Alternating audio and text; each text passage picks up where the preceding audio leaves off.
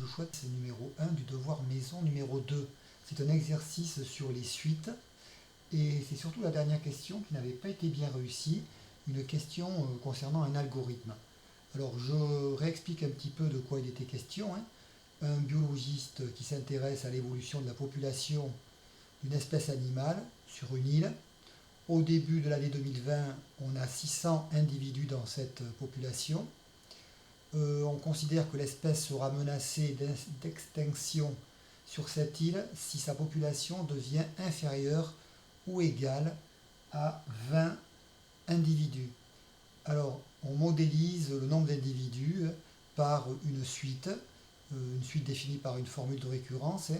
Donc U0 égale 0,6. Évidemment, ce 0,6, ça va correspondre aux 600 individus que l'on a au départ. Hein, et ensuite, UN plus 1 égale 0,75 UN, facteur de 1 moins 0,15 UN. UN désigne le nombre d'individus. Alors attention, l'unité, ce sont des milliers. Voilà, donc il faut multiplier par 1000. Hein. 0,6 fois 1000, ça fait 600.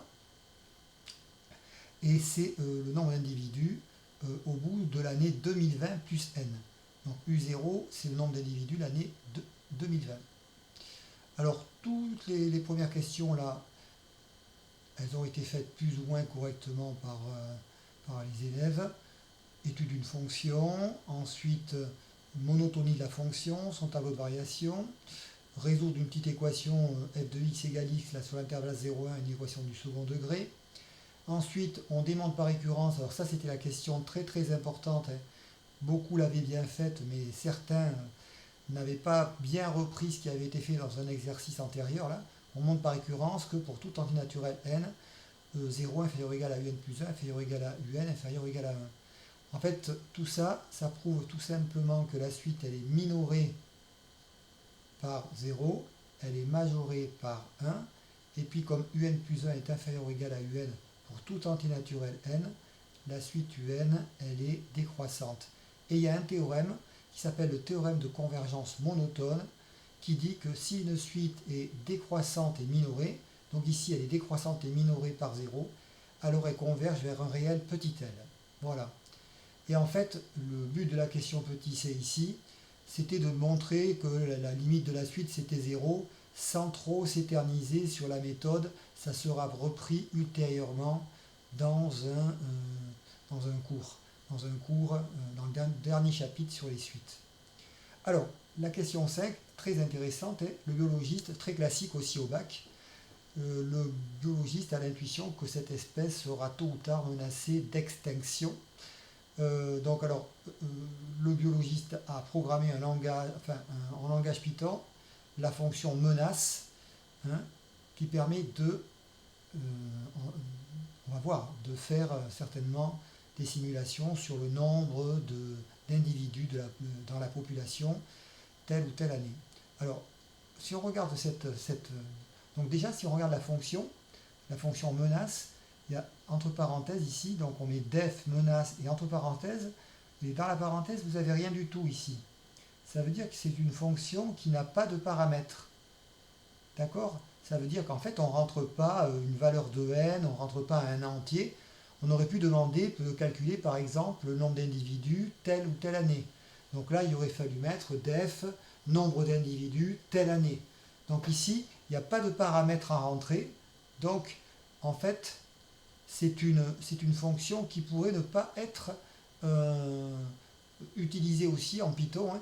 On aurait pu directement ici éliminer, si vous voulez, cette ligne-là, commencer par u égale 0,6, n égale 0, continuer avec le while. Au lieu de mettre un return n, il suffisait de mettre à la place un print n. Et j'allais dire, la fonction faisait exactement, enfin, le programme Python avait exactement le même emploi que la fonction menace. Voilà. Mais dans les programmes de terminal, on conseille d'écrire des programmes Python à l'aide de fonctions. Donc là, ça oblige à écrire une fonction sans paramètres.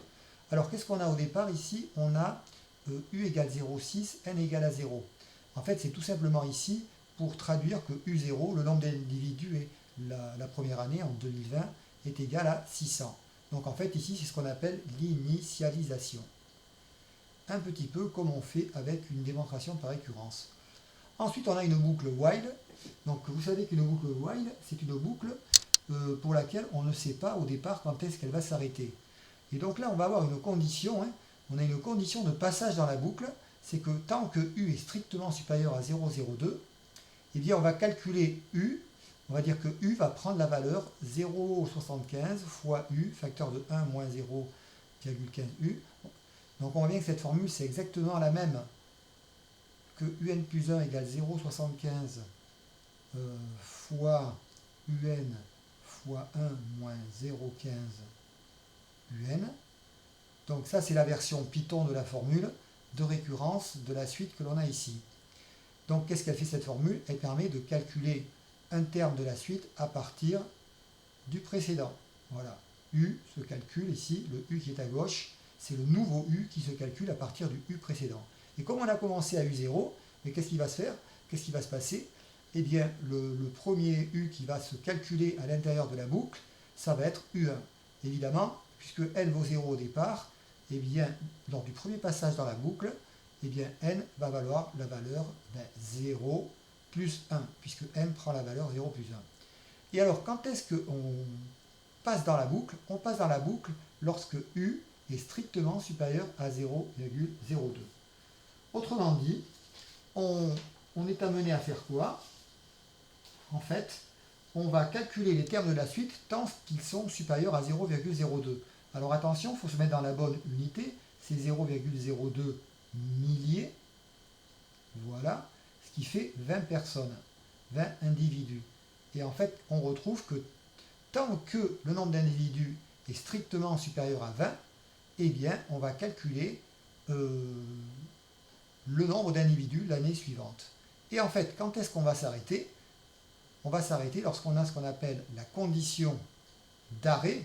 La condition d'arrêt dans la boucle, c'est lorsque U est inférieur ou égal à 0,02. Eh bien, c'est l'année où le nombre d'individus va être inférieur ou égal à 20 personnes.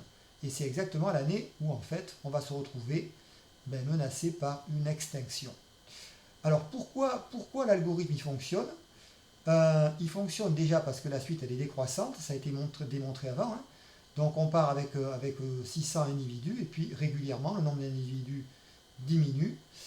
Et en plus, ce qui est très très important, c'est que la limite de la suite converge vers 0. Donc la limite est égale à 0.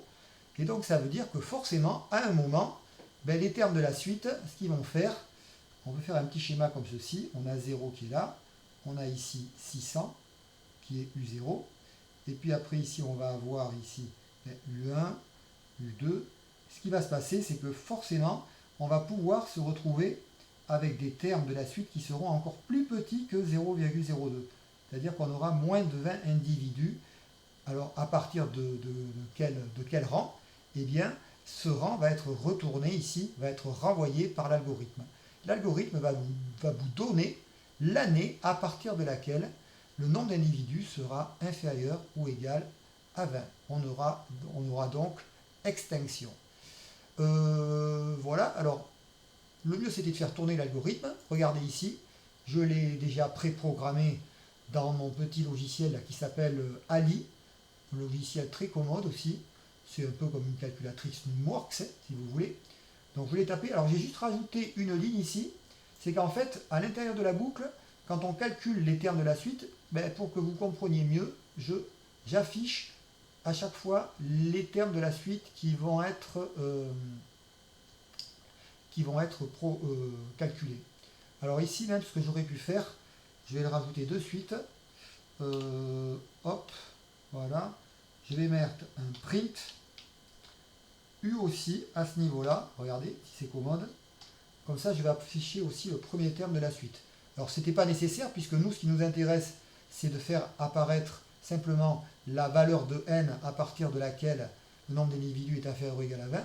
Mais ici, on va regarder, si j'exécute, donc ici j'ai U0, voilà, U0, U1, U2, etc. Et qu'est-ce qu'on s'aperçoit? Que c'est, regardez ici, on a les termes de la suite ici qui décroissent. On arrive ici à 0,024. On est encore au-dessus de 20 individus. Et là, on passe, vous voyez, à peu près à 19 individus. Donc c'est pour l'année 11. Donc l'algorithme renvoie la valeur 11. Donc ça peut être pas mal quand vous avez un algorithme comme ceci, pour vraiment essayer de le comprendre.